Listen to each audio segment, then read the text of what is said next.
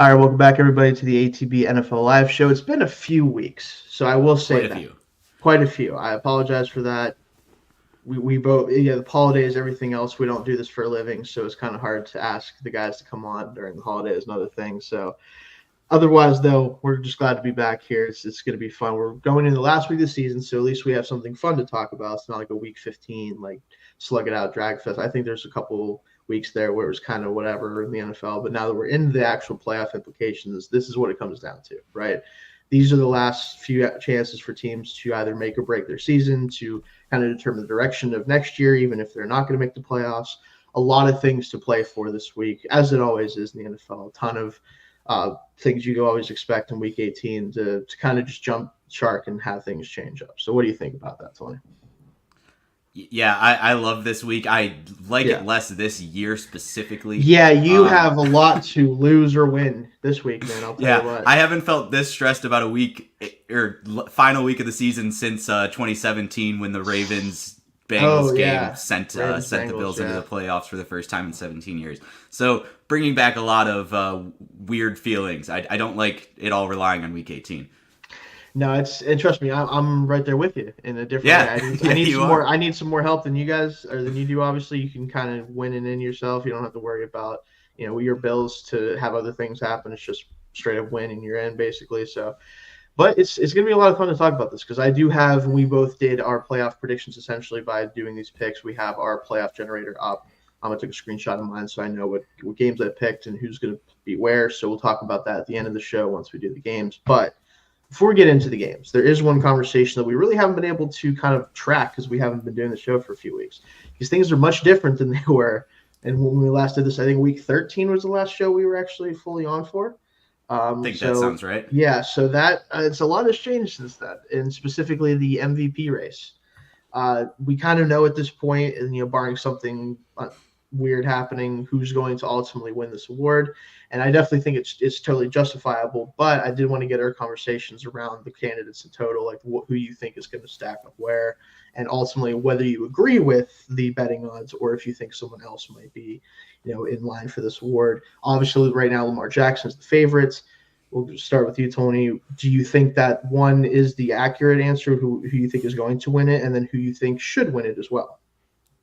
Yeah. I think he checks both boxes. Yeah. Earlier in this, when we last talked about this, I was really big on the EPA conversation, which I Yes. understand Yes. is just a piece of the puzzle and probably a smaller piece than I was giving credit for at the time. Yeah. But since then, Lamar has also, just like really stacked up the total EPA. So he checks that box now. He checks every box you could possibly want.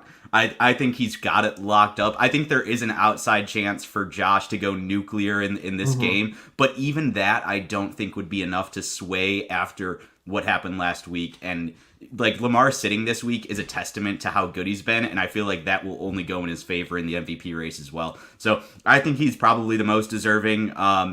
Unfortunately for Tyreek Hill and CMC, I think they both kind of fell out of the race because they haven't been spectacular these last few games like Lamar has. Yeah.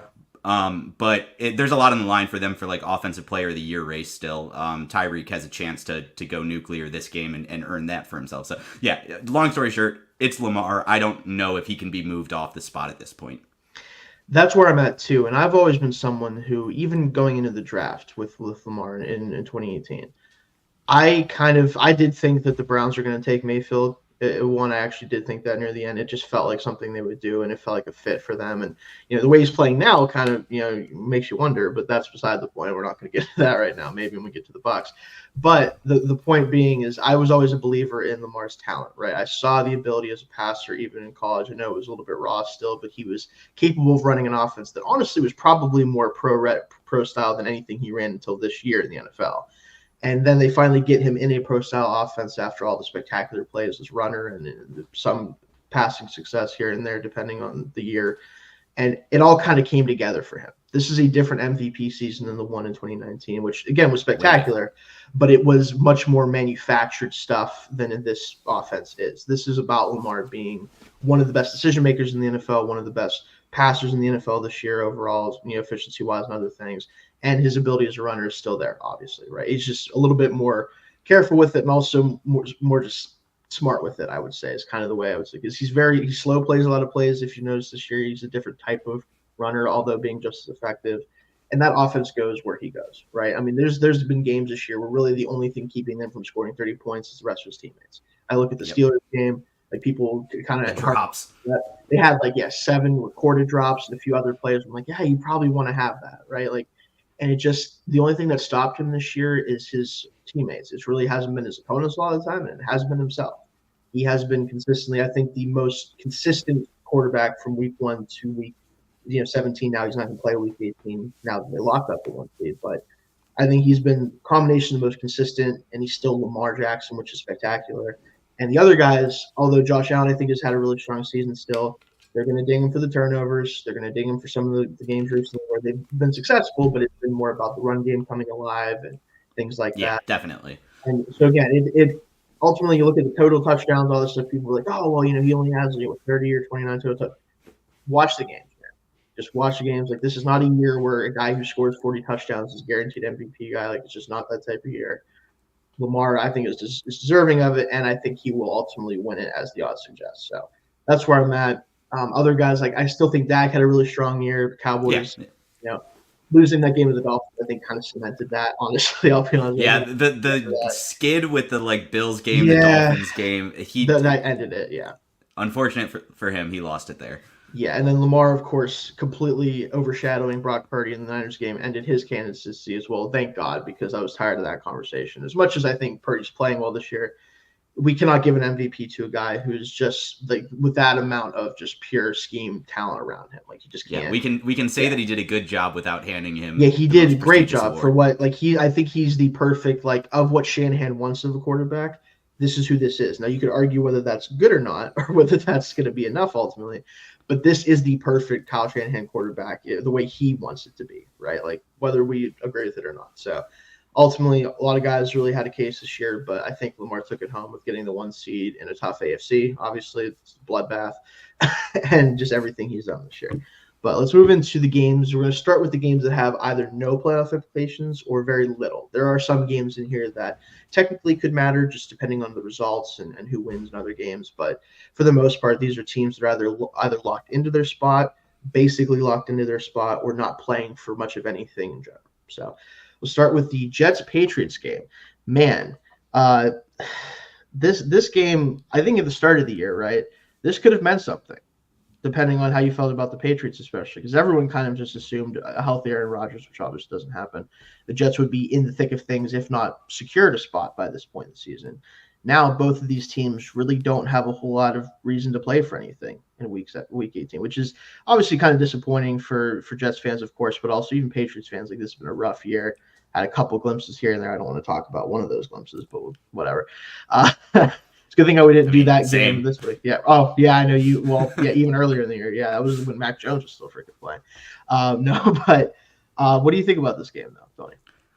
Yeah, this game, so it is not interesting for the playoffs, but it is awesome for the draft implications. Oh, yeah, because it is. So currently the Commanders have the second overall pick, Patriots have the third. If both teams lose, strength of schedule tiebreaker flips it so that the Patriots get the second overall pick. Yep. So they have incentive to lose, but it's also Bill Belichick and probably his last game as head coach of the Patriots. He hates the Jets more than any other team. He's beat them so many straight times. It's going to be a big old fuck you on the way out. So, and then he might just go coach Washington when they get the second overall pick after he destroys the Jets. I'm saying Patriots 28-13. The team's actually the young guys have started to step up recently. They've looked good over the past 5 weeks or so. I mean, good is a relative term. Better, I think. Good compared to who they used to be. So I just 28-13. I think they're going to steamroll, and Bill gets to flip the double birds on his way out. Yeah, I think regardless of what his future is in New England, there's been so many conflicting reports. I think he wants to win this game just because it's the Jets, like you said. I think that he wants to send them as much as they would probably not mind the extra loss. I think he doesn't want to lose to them in what could be potentially his last game, of course. I do also have the Patriots winning this game at home. I have them winning. I think it was 27-17 is what I wrote down earlier. I could double check, but basically a double-digit win. whether Bill's last game or not, he goes out the way that we all expect, which is beating the Jets, right? Regardless of the year. So that's pretty much self-explanatory. I don't think the Jets are really going to try that hard anyway. I'll be honest with you. Players will, but I don't think they're going to be worried about winning. Will they? They're checked out. Yeah, look at that defensive performance last week. That is true. Out. Yeah, I think the Jets defense has every right to be checked out, but that's beside the point. Browns Bengals. So a game that doesn't mean anything for the playoffs. Really, I don't think the Bengals are even. I think they've been eliminated officially. They're officially eliminated. Yeah. So even if there's no like tomfoolery that could happen to get them in at this point. Tough for the Bengals because they did have their resurgence under Jake Browning for a minute there. But of course, weirdly enough, the Steelers are kind of the main culprit for ending that whole thing. They beat them twice in that span with Jake Browning, and it just ultimately didn't work out. They had their moments, and obviously Burrow going down is kind of the biggest thing. But even with that resurgence, just couldn't get it done. And the Browns don't really have anything to play for. They are locked into the 5 seed at this point, I believe. I don't think there's anything that can move them out of that. Yeah, they're resting starters. Yeah, they're resting their guys. So this one. I picked a team basically based on who actually is going to play their guys, kind of. But what do you think, Tony? So I have a single bullet point with the word nothing. Like I said in the chat, I truly have no thoughts about this game because not these other games, like they at least have seeding implications or they have something. Like draft order implications. Right. The Bengals are going to end up picking in the mid to late teens, and that's not really going to change. And the Browns are locked into the 5 seed. I have nothing. Bengals 20-14 because they're favored by 7, and that feels like a fair score to give. Yeah, I have 21-10 Bengals. I think that they'll just go out there and try to play hard to finish their season out. And the Browns will just go out there to exist until next week. Until next week. So yeah, fair enough. Not much to say on that game. Next we have here Rams 49ers. The Carson Wentz game. He's playing again. Or the Sam Darnold game, depending on your affiliations. Yeah, either way. I mean, two guys who are weird. Yeah, whatever.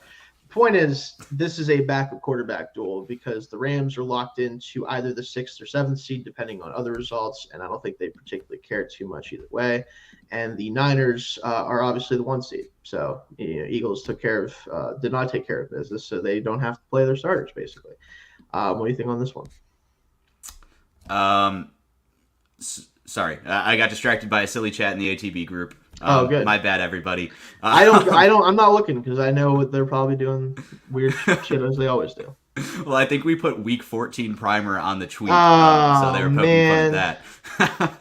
Yeah, I week 14. If we talk about week 14 right now, we're gonna sound really smart. Yeah, we know what happened that week. I think I changed it for the YouTube, but not for the tweet. That's what I did. My bad. I already had a studio for that week, so I just edited it. Oops. Well, so if you're watching back guys, to the Rams at 49ers. We know it's not week 14 if you're watching. I promise. We are not in the past right now, but go ahead. So 49ers hosting the Rams. I just have the word Puka.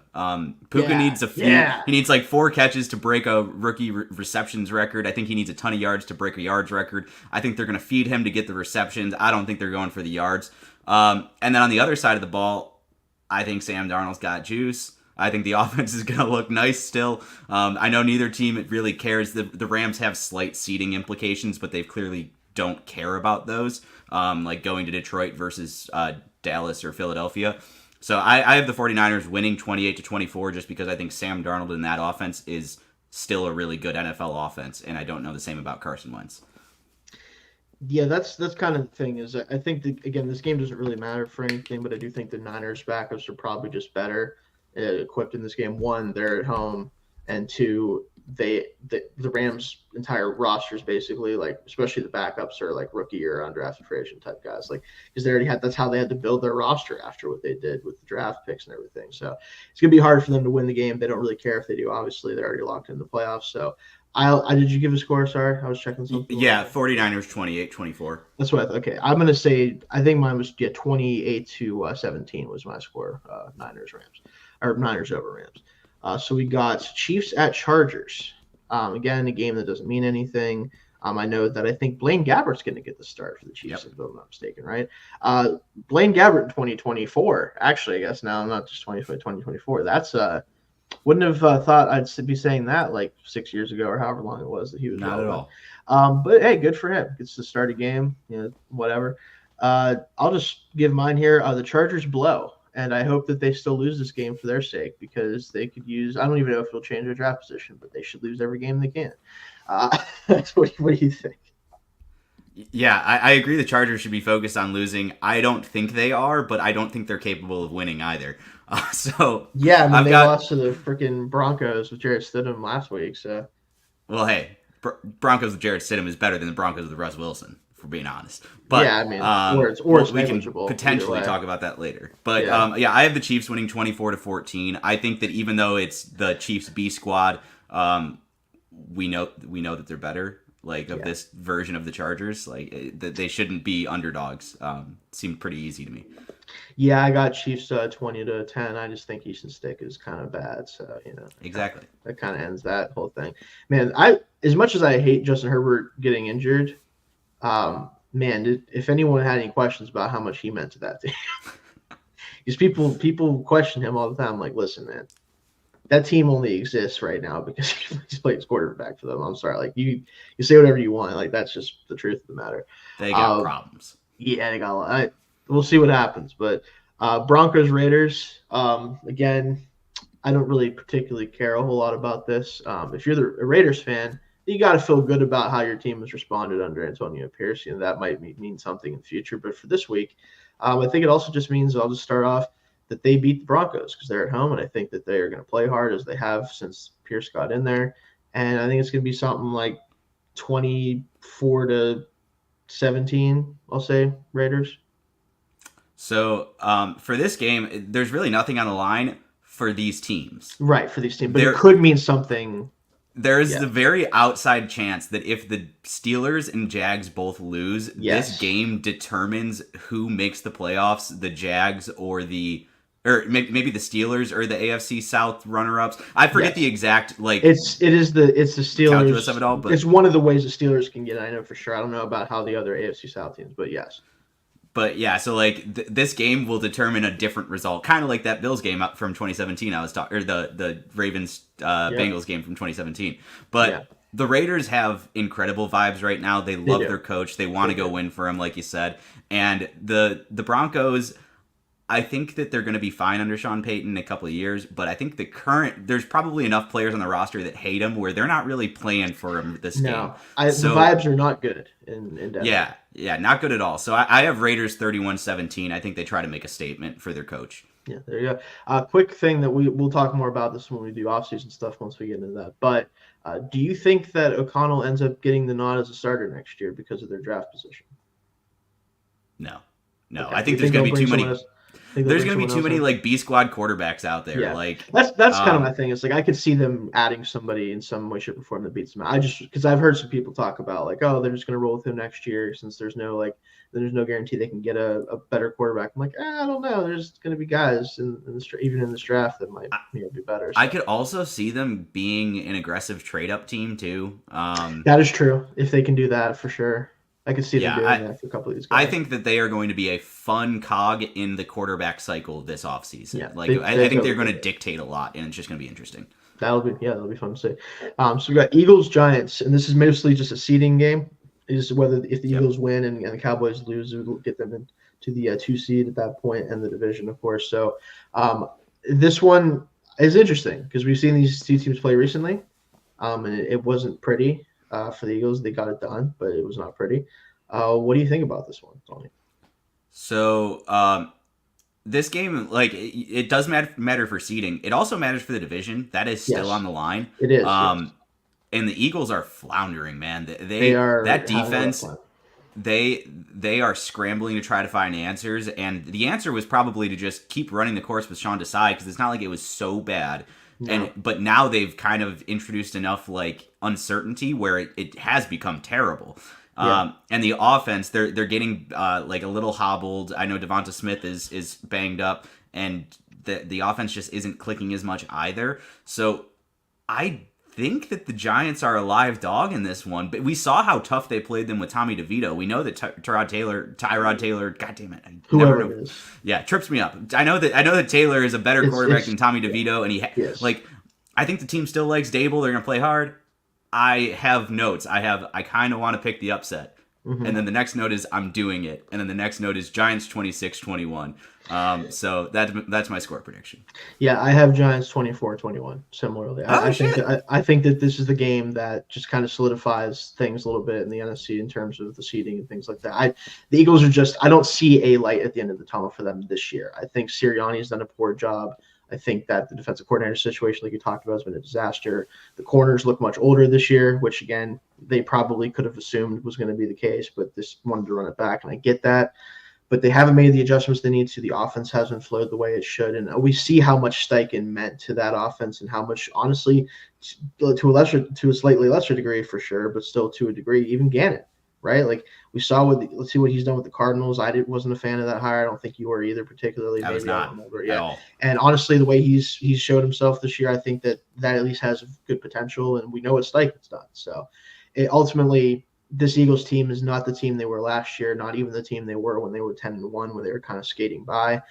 And I don't know, we'll see what matchups we each have for the playoffs, but I don't feel good about any potential playoff matchup for them, honestly. It's just hard to pick a team right now that you can feel comfortable them beating, honestly. So we'll see what happens with that. But moving to Cowboys Commanders, the other seeding game, which in this case wouldn't matter too much based on our predictions, but still, it could still matter with the Lions game as far as the 2 seed. But Cowboys Commanders, what do you got for this one? So Cowboys were in a similar position last year, and they got Sam Howell. Yes, they did get Sam Howell. Yeah. They struggle on the road. The upset is like definitely possible. It's possible. I just think that the vibes last year for the Commanders were we have a young quarterback and we want to sling it and we want to just try to do something. See what he can do. Yeah, inspire confidence for next year. Vibes are different. They know they're cleaning house. They know nobody's really sticking around. They want the draft pick. They're not really motivated. I think the Cowboys probably play around with fire a little bit in this game, and like the Commanders have a chance, but I think the Cowboys end up winning, just not covering. So I've got them winning 27-19. Maybe the Commanders have a chance at the end, down 8, to go drive and tie it up, and Sam Howell pick 6 or whatever the hell happened. Or no, pick 6 wouldn't work, but Sam Howell interception to end it, something like that. Sack, Micah Parsons. I don't know what it is, but it's gonna happen. Something of that nature. I had 28-21 Cowboys. I think that they put up a fight, like you said. I think they cover, but I think that Cowboys know how important this game is, and I think they want to just lock up that 2 seed. It's really important to them, I think, for their playoff chances moving forward. So I think that they're going to go ahead and take care of business there. Vikings-Lions. This is our last no or likely no playoff implications, because the Vikings currently have a less than 5% chance of making the playoffs and need a ton of help, more so than any other team that's kind of in that race still, sort of. And also, just again, I don't think so far. I haven't heard that the Lions are resting their starters or anything like that, because they are technically still in line for the 2 seed, possibly if the Commanders win and the Giants win. I think is their conditions for that. So they are going to be playing their guys, at least to a certain degree. What do you have for this one?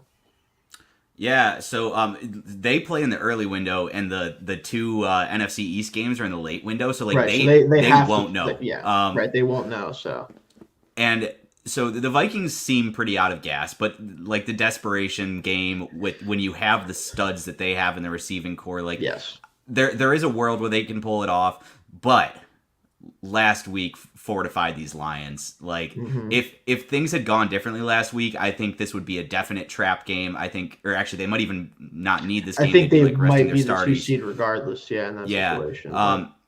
But the way things went down last week, these Lions are going to want to blow the doors off somebody. I still think the Vikings offense can put some points on, because they are just going to be 3rd and long, heave it to Justin Jefferson. And we know that works. That works. Yep, you're right. It works. So I've got the Lions 42-28. They just keep outrunning the Vikings, but the Lions want to make a statement here, and I think they will. Yeah. Yeah, I agree with you. I think the Lions take care of business, especially being at home against the Vikings team that just – I think, like you said, they're kind of out of gas. The quarterback situation has really just completely fallen off. The defense is obviously had its moments this year, especially for Flores. Like, I think he's done a great job, but at some point, it's just your offense can't keep up with teams. It just doesn't work that way eventually. But Vikings, they go home. They don't have to worry about the playoffs, and they can focus on trying to figure out who the hell plays quarterback next year, because that'll be also a fun conversation. That'll be another interesting one. I have some thoughts on that, but we'll talk about that another time. So that's our last, like I said, no or likely no playoff implications. So let's jump into the playoff implication games. So let's start with the one that I care about the most because I do the show. So we'll start with that one. Steelers at Ravens, with the Ravens resting pretty much probably everybody. We might see some guys on defense or whatever for a little bit, but in general, I don't expect to see many guys who are meaningful to their playoff chances once they play in a few weeks here. So again, their Steelers are favored on the road because of that by I think it's like 4.5 points or something like that, 3.5, whatever it is, which tells you what Vegas thinks of the Steelers still, despite some recent changes that have been helpful. I'll let you start on this one because I want to have some time to talk about. What do you think, Tony? It took me like actually writing out my notes for this and like kind of iterating through those to really find where I land on this game because there are so many weird dynamics. The first note, I have to believe Mason Rudolph implosion is coming. Okay, that's fair. There's no way this guy can sustain it. We know who he is. I saw somebody say, and like I wish I could credit whoever tweeted this because it was so funny, but saw somebody say this is the second most important January 6th of Mason Rudolph's life. Yeah, I did see that. Yeah, that's pretty good. And I know it's coming at some point. Maybe they get to the playoffs and it comes there, but at some point he is going to explode for turnovers and be a problem. That said, Tomlin voodoo magic is always on max against the Ravens. We saw it earlier this year. Yeah. They have dominated the Ravens in the Lamar Jackson era, winning wise. They have. It's hilarious to me. So it makes no sense. Yeah, except for there was one season, 2019, when the Ravens had the 1 seed. They rest their starters. RG3 beats the Steelers. Yes, that was disastrous. Yes, I do remember that. They ran for like 250 yards or something like that. Yeah. Yeah. So Pro Bowl Tyler Huntley. I still feel good about the offense. They are resting starters. Don't get me wrong, but they are also banged up, which means that there are guys on the 53 that are just naturally going to be out. You have to play 46 guys. You can only rest so many starters. Like it's not. There are going to be real good players playing who have played meaningful snaps this year, and I think just naturally, even though they don't have anything to play for, this rivalry, they're still going to want it. And the fact that they are backups, I think is going to make them want it more.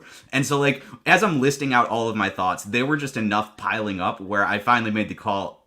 I think the Ravens pull it off 26-23. I just, like I said, I think the Mason Rudolph implosion has to happen, and I think that might outweigh the magic. Tomlin has already secured his 9 wins, right? His winning record. So like it feels even more reasonable to pick this now. So there's obviously a lot of optimism baked in here because I have a very vested interest in the results of this game. But I looking at it, I really do think that the Ravens can take this one. Yeah, I think it's totally possible. Like, I'm not taking this for granted. I tried to stress that on my show that I do on every Wednesday with Still Curtain with Fansided, that just because they're going to rest most of their players, just because the Steelers need this win more than anything, it does not mean that you should guarantee anything for this team, because as much as they've played much better, especially the past few weeks after the really rough skid that I luckily didn't have to talk about on the show very much. I already had enough talking about that. But the point is, they've looked like a better team and a better offense by far with Mason Rudolph under center. And ultimately, the reason why that is because Mason Rudolph is a professional quarterback and Mitch Trubisky is not. That's kind of what it comes down to. I don't think Mitch Trubisky is a professional quarterback at this point. I think he's an idea of a professional quarterback. But Mason, I think the thing with him, and why I'm not as worried about an implosion per se, is he has shown in these 2 games a command of the offense that the other guys do not have, because he's been in this offense longer. And ultimately, this offense isn't very good schematically, obviously, even with the change at offensive coordinator, because they're still using that playbook. But it's called a little bit better, and more importantly, the run game has taken off to the point where the passing game is easier to do. You have more open space because guys have to crowd the box. They have to try to deal with Jalen Warren and Najee Harris. And it opens things up for a quarterback that is a 6th-year pro. He does understand how to run the offense. He can make some reads. He's willing to make throws down the field that some of the other guys haven't really been as willing to make. I don't know if it lasts much longer, like you said.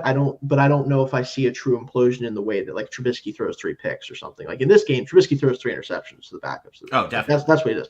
Because he's not going to be playing and because it is Mason, I'm not as worried about that aspect of it, but I do worry when we get into the playoffs against a team that isn't resting their starters and is probably a better team than any team that we've played with Mason, of course. Seahawks game was a playoff-ish team at this point. We'll see if they get in, but it ultimately, what it comes down to is I think this week they can get it done, and they will. I have them winning 24-17, but I don't know how much that matters once we get into the playoffs if we do, right? I do think it's going to come down to Mason playing even more above his head than he has so far. We'll not spend more time on that game. We'll get to some other games that matter.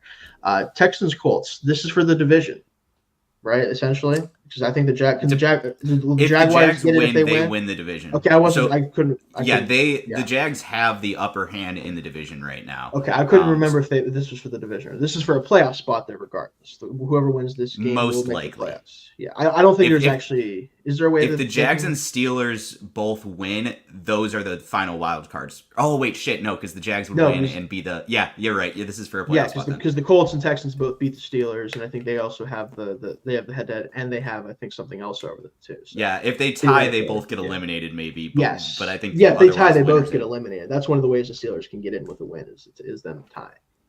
So that's it's a whole other thing. But basically, Texans Colts should be essentially, for all intents and purposes, a playoff game, right? Like whoever wins this should be in the playoffs. So this one's tough for me because I think the Colts have done such a good job of weathering the storm of one having to play Gardner Minshew for so long, and also just they've had some injuries here and there.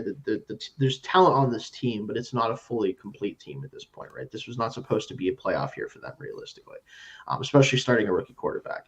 But they're at this point. They've gotten some key wins. They've also had some key losses that make you wonder if they're really truly playoff caliber. But ultimately, they put themselves in a position where they could make the playoffs. Versus the Texans, who are getting healthy at the right time. C.J. Stroud's back, Nico Collins is back in full force. The defense has been really, really good. Even though they're on the road, I'll just say right now, I do have the Texans winning, and I do have them winning 28-24. I think it'll be a really fun game, but I do think that they are just a better football team, even going on the road. And I just think ultimately they are more prepared to make a playoff run. And part of me is thinking that it's just more fun to watch them in the playoffs than the Colts. Yeah, so they would definitely be a way more entertaining playoff team. They Absolutely. would be, whether they win the division much or they're more a wild card team, their opponent would be very afraid. Yes. That is not a team you look past. Chips to the middle of the table for both, and I think both teams have extremely good coaching staffs. And so, we know Shane Steichen is going to push all the right buttons. I think the team is worse, right? The Texans are the better team. Shane Steichen, crazily, yes, yeah.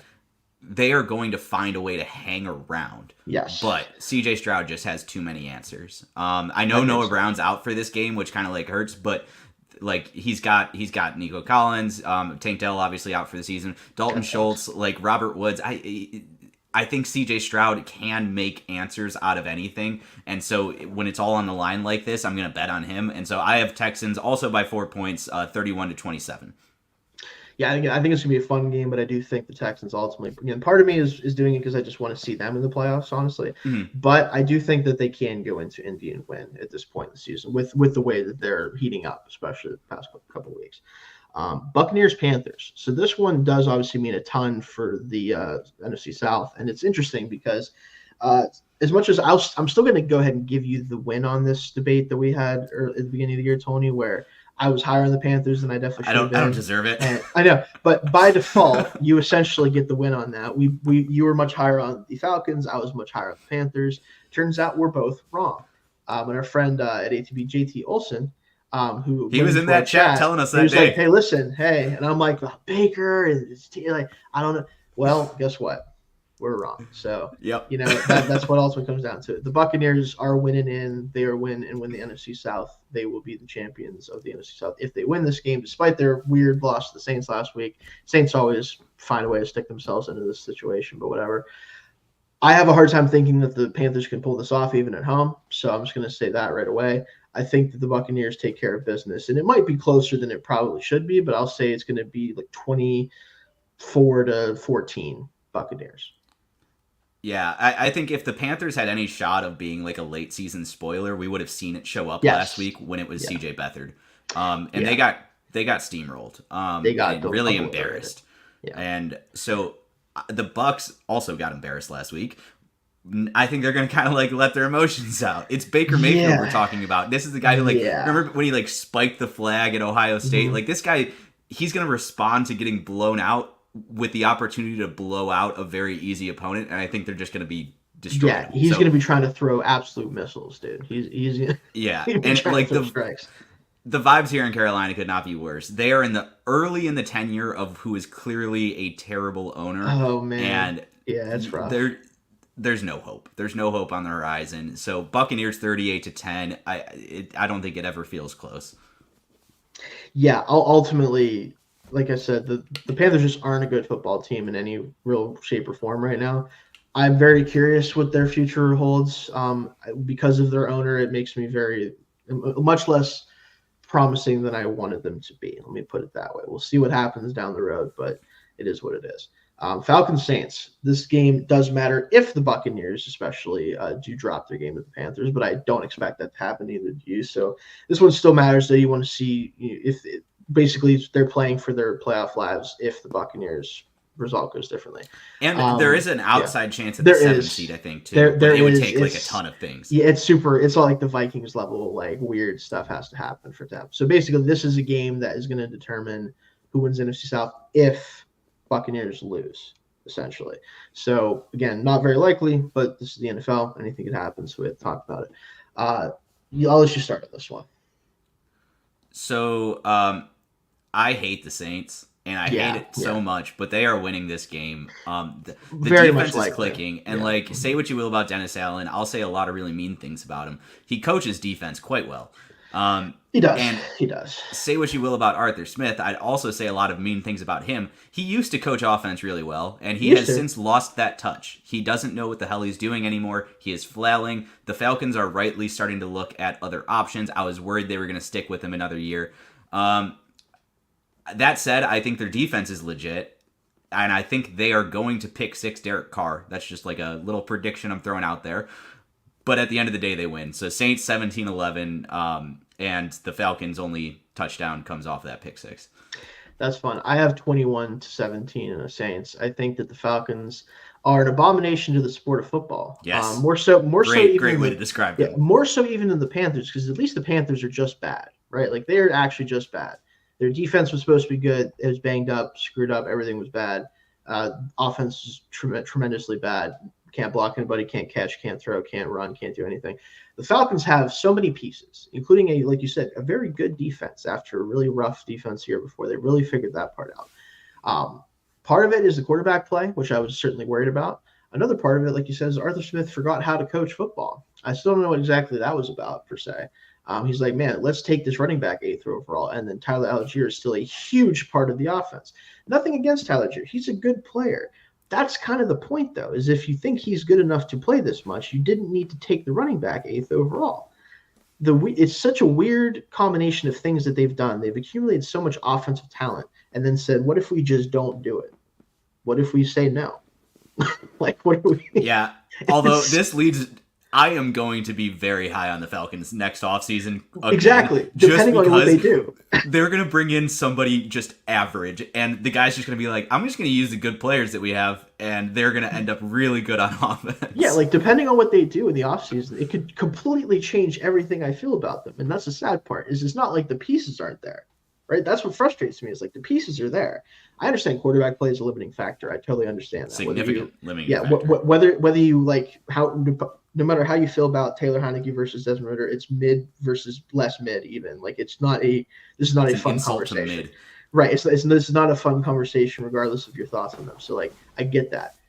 But still, disappointing is not even the right word for it. Is disastrous the way that has played out. But whatever. But when they get Jalen or Justin Fields and Rome Odunze in the building though, cooking with gas. That'll be fun. Yeah, that's a whole other thing. We'll talk about that. Jaguars Titans. So this is where, for me, and we'll talk about a game that matters as well for the Bills. This is where I get my Steelers in the playoffs. I will tell you right now. I believe in Mike Vrabel upsetting this Jaguars team. I believe in him at home saying, you know what, we've had a rough year. Quarterback situation is in flux. Will Levis, whatever, Tannehill, whatever, like that's in flux, whatever. I'm going to beat this team at home because I have pride and I want to beat the hell out of the Jaguars, as he's done his entire tenure as the Titans coach. I believe in that to happen. Is it mostly vibes? Kind of. Do I think the Titans are good? No. But I also think the Jaguars are weirdly not good either. But weird, not good. Not like they're just bad, but weird, not. I don't know how else to describe it. They No, frustrate. that's perfect. Yeah, they frustrate me very much. I think Lawrence is set to play. I believe it is going to be like close to a game time decision almost. Right, but I imagine he's going to try to go because this game. Which I don't know if that is the best thing. That's my point. Is I wonder, one, does he get hurt even if they win? Does he end up getting banged up? And more importantly, is he going to be able to just not be bad? Because he's been kind of rough when he's been banged up this year, right? Like it just makes it hard. So I do have the Titans winning something very close, like 20-17, very low scoring game. Just beat them up like that type of game. So what do you think, Tony? So throughout the show, I've actually been like flip flopping which team I have winning this game. I've kept the score flat, but I have been flip flopping who I think is going to win. In reality, I do think that the Titans have a really good chance of winning this game. This is the like everything you just said. This is the Vrabel spot. Yes. Reminds me of last year. Remember when the division was on the line between these two teams? Josh Dobbs is out there playing his heart out for the Titans. Yeah. They almost pulled it off then. I think they have more abilities right now. I don't know. It's really tough game to read. The fact that I picked the Ravens over the Steelers earlier makes me feel like I shouldn't pick both upsets that would help my team. So I ended up sticking with the Jags 19-17. I get that.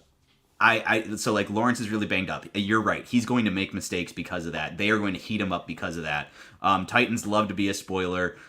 If the Titans win it, they're going to lean on Ryan Tannehill, Derrick Henry, and DeAndre Hopkins. Like they're going to be trying to throw it back to like when they had when it was the trio of those two and AJ Brown. Ryan Tannehill's last game, Derrick Henry's last game with the team. That's their path. I just think that the Jags pull it out at the end because that's the name that I have there right now, and I'd been flip flopping. Yeah, I get it. I do. I think that this is definitely a toss up when it probably shouldn't be if you're a Jaguars fan, but I do think it is a toss up, honestly. And I'm going to give myself that one because there's one later that will be different. Seahawks Cardinals. I struggled with this one for a while because the Seahawks are playing for their playoff lives. Cardinals are still trying to play spoiler as they have done excellently the last couple of weeks, especially obviously last week the Eagles kind of taking them out of any possible one seed conversations or very likely division talks as well. But again, the Seahawks are playing for their playoff lives. I think that they are still a good but flawed team, honestly.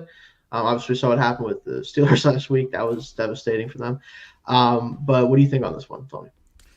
I think this is going to be a super fun game, like a video game style game, because we saw how bad the Seahawks run defense was last week. Yeah, and it's been a problem all season. And you know who is one of the best rushing teams in the league? The Cardinals. James Conner, baby. They know what the hell they're doing over there. They do. So it's been really cool to watch their offensive kind of resurgence. Their defense is just complete ass. But yeah, it fell off after a strong start. It just the talent's just not there. It's not there. Yeah, and they are really feisty when they're playing playoff teams. Like they turn it on for playoff teams. They do. That's so you're gonna need a big Geno game if the Seahawks want to pull this out. Good news, I think Geno's a really good quarterback, and I think that Tyler Lockett's fallen off a cliff. But you get DK Metcalf out there and JSN, you're fine. Run it through Ken. I have the Seahawks winning 31-28. This is another one that I'm flip flopping on, but I do have them pulling it out because they belong in the playoffs, I think. I just want to see Geno continue to play football. So, Seahawks 31-28. Yeah. I have the Seahawks winning 35-31. I think it's going to be a barn burn. I really want to see a huge, fun game to kind of in this last week, and I think this could be one of those games for sure. But I do have the Seahawks winning. I think that, again, the Cardinals are tough. I'm not going to take that for granted. I think they could totally beat this team, especially being at home. But I feel like the Seahawks have one more in them, right, that can at least give themselves a shot, and we'll see where it goes from there. Bears-Packers. This one is very, very fun and very, very interesting because I think that for the most part, and you can tell me if you agree with this or not, I think that you will. I don't think that this game actually will matter in terms of what the Bears decide to do this offseason at quarterback specifically.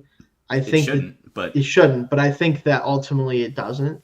I do think, though, there's an element of if you're Justin Fields, if you want to be the quarterback of this team in particular, if you want to remain the starting quarterback, this is your last chance to go out there and end the hopes of a division rival by beating them on the road, taking them out of the playoffs. Essentially, I think it would eliminate them basically.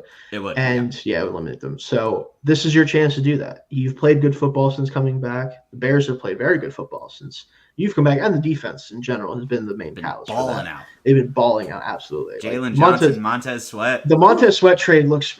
I mean, I know it looks good. I was critical. It looks good. It's looking pretty good. We'll see what happens long term. They did not deserve the benefit of the doubt because of the Roquan Smith and Chase Claypool trades last year. They got it right this time. I think that the second round pick thing is working out this time. Yeah, I think that that's totally fair to say. So good for them. I'm good for Montez Sweat. Honestly, got paid a lot of money. He's a really good player, so that's good for them.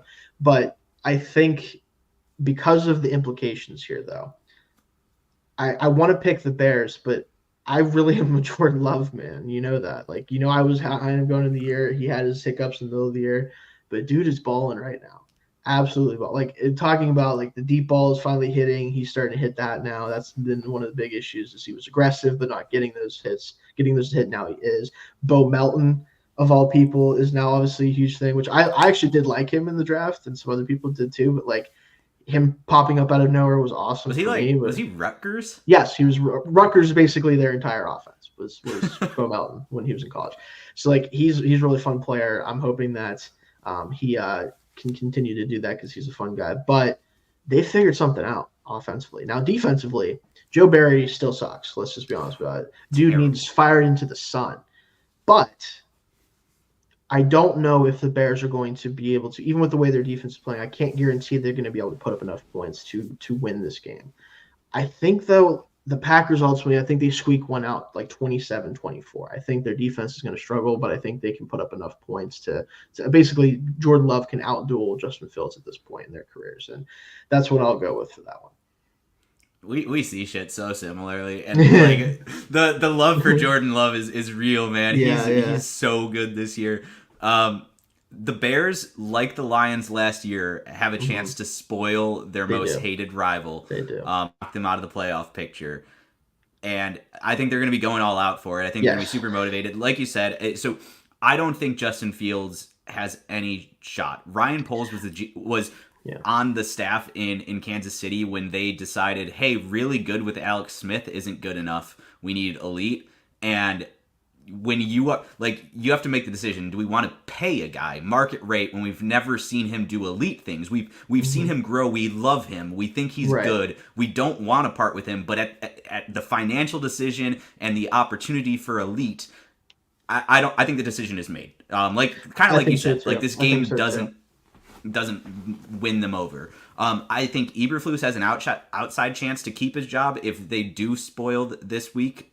Just because I think the defensive performance since that trade, especially, I think he's coming to his own as that defensive head coach. And I think if you can get the quarterback right, as we talked about, and you can find someone to coach that offense other than Luke Getsy, I do think he has a very good chance to not just keep his job, but to maybe keep it for a while with how things have gone, for sure.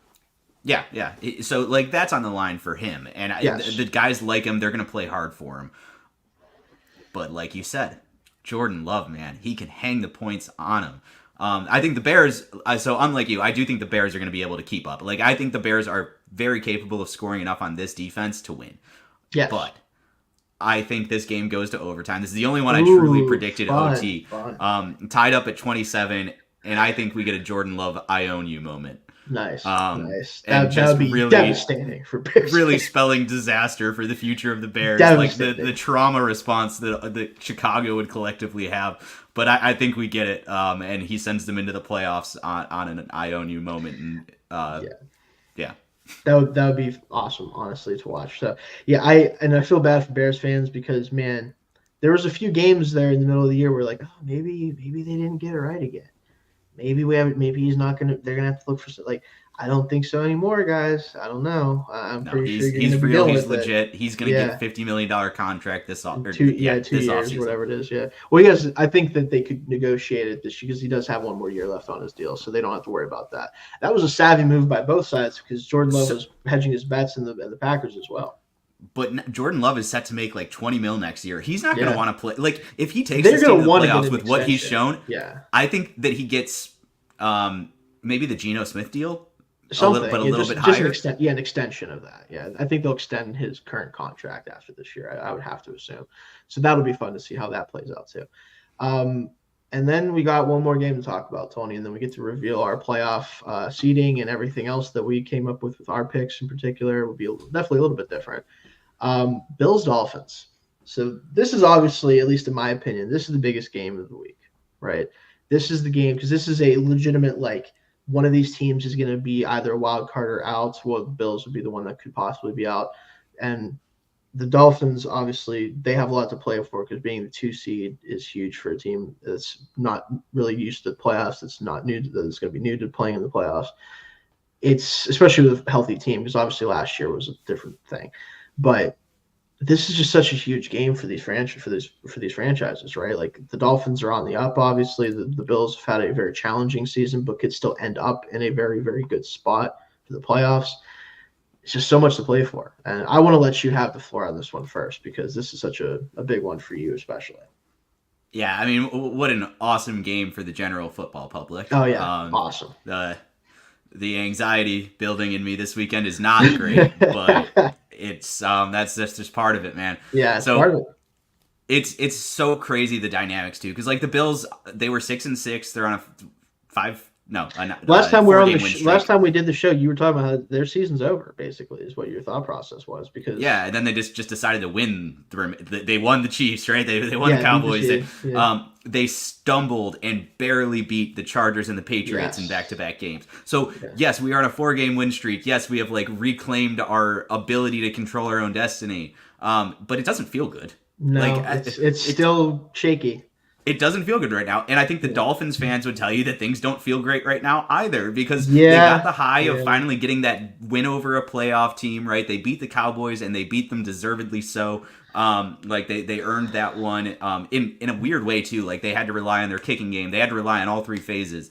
And then they just go get steamrolled by the Ravens and like just kill all the good vibes and Just good. obliterated in every way possible. Just they Yeah. put on a clinic of how to get beat to hell, basically. And then so obviously they lose Bradley Chubb. Both Yes, quarterbacks that's huge. actually needlessly suffered shoulder injuries. Josh Allen trying to seal the game at the end just rammed his shoulder into a pat, and now he has a stinger in the left side. And then Tua, I forget exactly what his injury was, but somehow he did injure his left shoulder, his throwing shoulder. But both seemed like it's probably not going to affect them too It's much. fine. Yeah.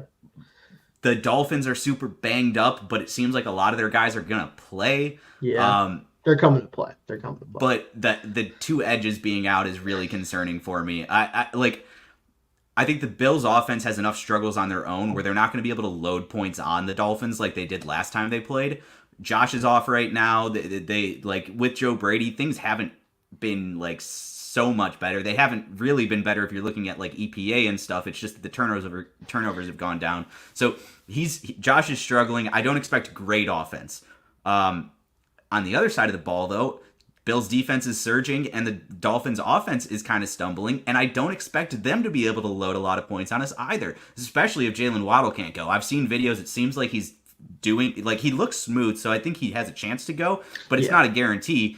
And just thinking about like we took Tyreek Hill out of the game plan last time. I think we could do it again, and I think it's going to be lower scoring than people expect. It's kind of weird, but I think it is.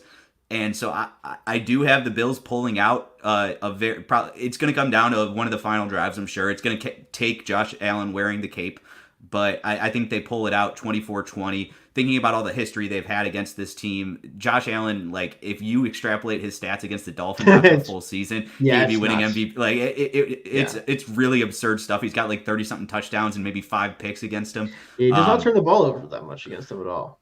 So the storylines, it's going to be an awesome game. It's going to be a fun watch. I'm going to be stressed as hell. I'm going to hate it, but it's going to be an awesome game.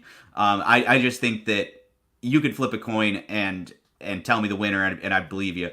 But I'm going to lean the Bills just because I think those injuries and just both teams stumbling. The Bills I've seen kind of recover more than I've seen the Dolphins recover in just over the years. Yeah, so I'm in a really tough spot with this one because I feel very similarly about both of these teams in terms of just their overall level of play. I think the Dolphins obviously have the caveat of they just came off a blowout loss. They lose their other top edge rusher, and Phillips and him are both out now for the year. It's tough. I think that the Dolphins are in a tough spot. However, for me, them being at home is important, I think, in this game. I think it matters because these teams are very close right now, I think the Bills, like you said, that the offense, I think, has been generally a little bit more successful in terms of just putting points and drive and getting more points per possession, I would say. I think that was a big problem with Dorsey. Yeah, but that was all about turnovers, not right. Like exactly. Like they've just been better. Yeah, they've been better at managing the game, and actually the run game obviously has been a big factor in that too. I lean Dolphins 24-20 is what I ended up coming down to. I think that should be the majority opinion. Right. And again, I will not be surprised if the Bills go in there and win. I will not be surprised because, again, the Dolphins are kind of reeling, but I think that's part of why I believe in them because I think they know how important this game is now that they lost that game. The Ravens, like this means, now you can't be the 1 seed now, but you can be the 2 seed. You can win this division. Something you haven't done. Or you can go to Kansas City. Yeah, or you can go to Kansas, which you don't want to do. I know Kansas City is having trouble, but you already played them, and they were able to kind of give you problems, especially defensively. It feels like they're going to find a way to pull this out. That's just kind of where I'm at with it. Now, I will say that was our last game. That doesn't mean, at least in my playoff scenario, it does not mean that you're not in the playoffs. Yeah, because you picked the Titans. Yeah, the Bills still. So let's go over our playoff seeding now that we did all of our games. What do you have for your playoff seeding in the AFC? We'll start there. So in the AFC, obviously Baltimore locked into the 1 seed. I'll do like the playoff matchups. Gotcha. So in the 2-7 game, I have Houston traveling to Buffalo for an electric game. That would be awesome. Like that would be fireworks. That would be fun. I would be scared. I think I might even pick the Texans to win that one. But goddamn, that would be a great game. Fun game. Then in the 3-6 game, like we just said, Miami traveling to Kansas City. Another one, fireworks. What a game. They played earlier in the year. It was, I think, a 1-score game over in Germany. So. The storylines would be awesome. Tua's first ever playoff game going into Arrowhead. Holy shit. Fun. Yeah, and then in the 4-5, I've got Cleveland going to Jacksonville, where I think Joe Flacco wins a playoff game. That'd be fun. All right, so for my AFC playoff matchups here, obviously, like you said, Baltimore is already in the 1. I have the 7 seed Bills going back to Miami a week later to do the Redux, right? That would be very interesting, obviously, because you just lost to them at their place. And you have to go back there again a week later and just let's do this shit again. Let's run it back. Very interesting. I have my Pittsburgh Steelers in the 6 seed traveling to Kansas City in what would be very not so much fun probably to watch football game, I'll be honest with you. Probably a lot of bad stuff, honestly, maybe from both teams because the Chiefs offense has been struggling all year pretty much. I think the Steelers defense is beat up as it is. They find ways to create havoc with TJ Watt and Alex Highsmith and those guys. Probably an ugly game that no one probably cares to watch except for the fans of those two teams. And then, it'd probably be kind of like that. Remember the Browns-Chiefs game a few years back where like Baker had the lead on them late and Chase Daniel had to come in and win the game for them. It was Chad Henne. Oh, Chad Henne, yeah. Yes. I think it could be a similar game script there. The Steelers could do some funky shit. Absolutely. Be interesting matchup. Weirdly enough, I wouldn't feel that terrible going into the game, but I would also know that I probably won't enjoy watching it. And then I think the fun matchup here is the Browns traveling to the Texans in a rematch of a game where CJ Stroud should be playing. That's the matchup I want there. Yes, that would be so much fun. That would be a very fun game. So that one I really like a lot as well. So I think that playoffs I think your playoffs are better for sure. But in general, I think that would still be a fun AFC playoff picture. And then we have the NFC. I'll start here this time. So the Niners obviously locked in the 1 seed. My matchup is the Rams, the 7 seed, traveling to Dallas. I also have that. Yeah, you have the same matchup there. So that game could also get real interesting. I know who I'm picking. Yeah, I know the Cowboys. Listen, I know they've been awesome at home, like unbelievable at home outside the Lions game, which was a whole other thing we don't want to talk about right now. But man, something about Matthew Stafford rolling into to Dallas with his receivers and that all, like, I don't know, man. That's a fun one. Packers in the 6 seed travel to the Lions. Oh shit, we have the same exact playoff picture. I think in the NFC. Packers go to the Lions. Also awesome matchup. He's so great. Awesome. And then Eagles travel to the Buccaneers, which I'll just tell you right now, the Buccaneers, I think they win that football game if that matchup happens. I'll tell you that. I remember the Eagles traveling to Tampa Bay when Tom Brady was there. It was the year before last, and so like I think Todd Bowles can do some things to that offense, and I think Baker can load some points on it. That'd be a crazy interesting game. Yeah, I do think that's the most likely 4-5 matchup right now. I do think that if it happens, I'm not picking the Eagles. I'll just say that much. I don't trust them right now. Man, imagine that both NFC East teams lose in round 1. That'd be some crazy. Oh my god, yeah. Listen, if you got in that case, would it be Bucks would go? Wait, who would play the Niners? The Rams would play the Niners. Like I said, the Rams would play the Niners. If the Rams win, they're guaranteed to play the Niners. Yeah, so they would play the Niners. I will just go on record right here. I am picking Matt Stafford in every playoff game until he faces the Niners. And if he somehow doesn't have to, then I'm picking him to go to the Super Bowl. All right. Hey, listen, I'm not going to really. There's something about that team. That team definitely interests me for sure. And then I think you'd have in that situation the Bucks would travel to. They would have to travel to Detroit.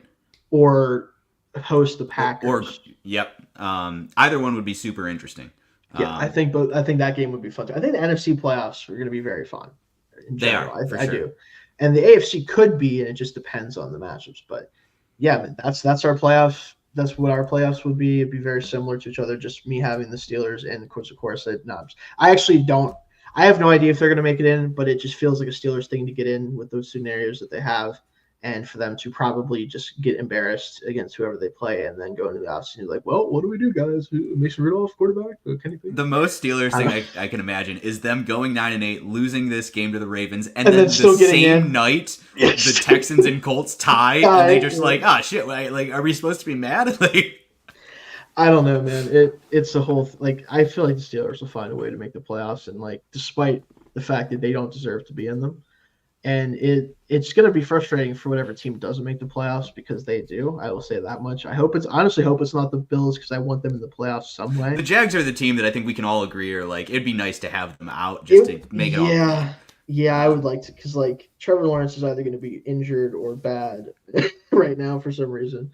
I don't really want to watch that team. He'd be playing the first half against the Chargers from last year, but not the second half. Yeah, the second half. The 4 interception first half, not the 27-point comeback.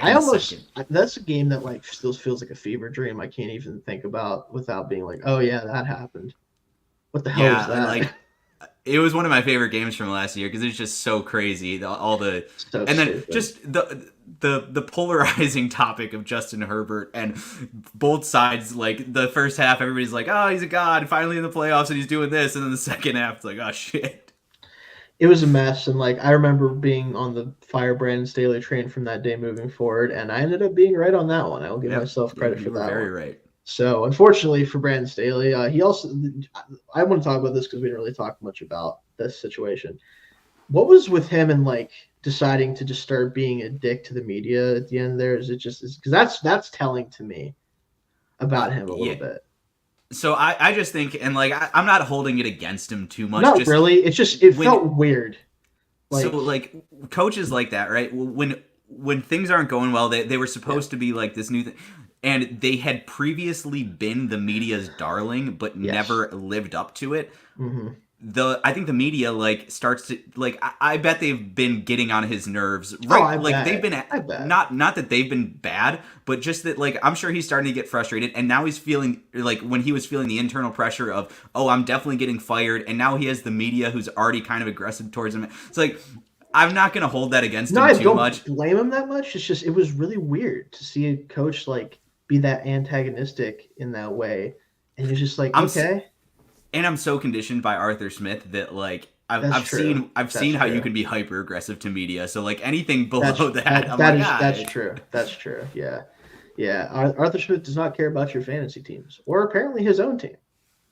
or his own job security based on his Yeah, decision making. that's the thing that cracked me up. But I don't want to spend too much time because we actually had a decently length show this time. But uh, honestly, the whole Arthur Smith thing that gets me is like he tried to do the whole like, oh, I don't care about your fan. It's like, but dude, you best players are still your best players. Like, why?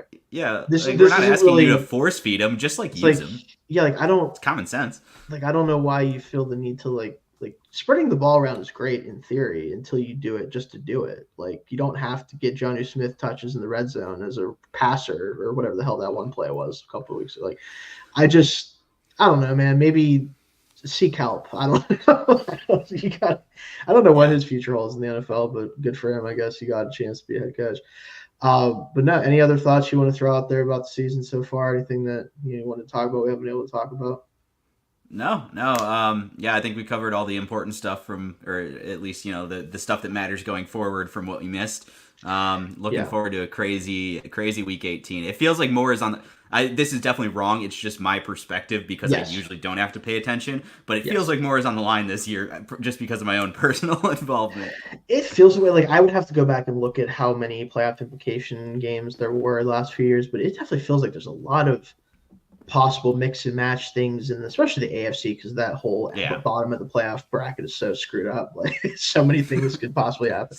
it's NFC is crazy. obviously a little bit cleaner. There's only a couple of teams that are really truly in it, but like the fact that the Steelers, for example, and I'm just going to say this again, like I don't think they deserve it. I think that Tomlin got the job done in a way that he always does, which is lose to bad teams and win against good teams because I don't know.